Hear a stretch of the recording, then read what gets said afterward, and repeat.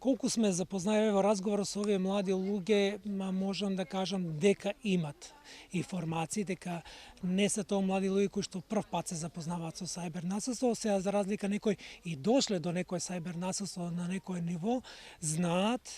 да го препознаат до некој степен и затоа оваа ликовна работилница, оваа ликовна креативна работилница во кој што изработуваме плакати, постери кои што во иднина ќе транспарентно ќе се едуцираат младите и ќе најдат начин да се изборат против ова сајбер насилство, односно против ова зло на денешницата. Верувајте, без системско вклучување, освен од страна на младите и нови невладини организации, тешко дека ќе успеат самите тие.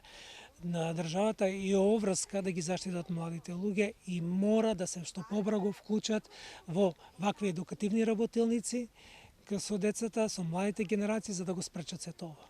Решавањето на после проблемите, кога ќе дојде до некој степен, верувајте дека многу повеќе ќе чинат и финансиски и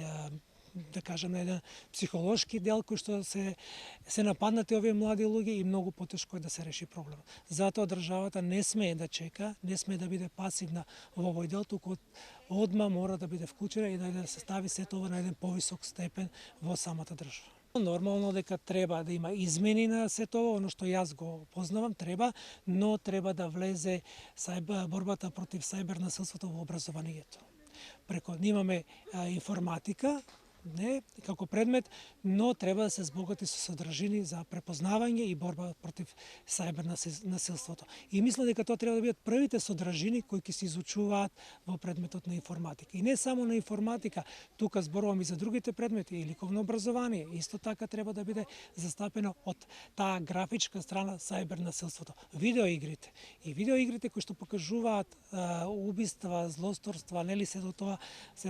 тоа се некои тешки зборови кои што ги спомнувам за видео, треба да децата да ги препознаат до кој степен можат и на која возраст можат да ги играат.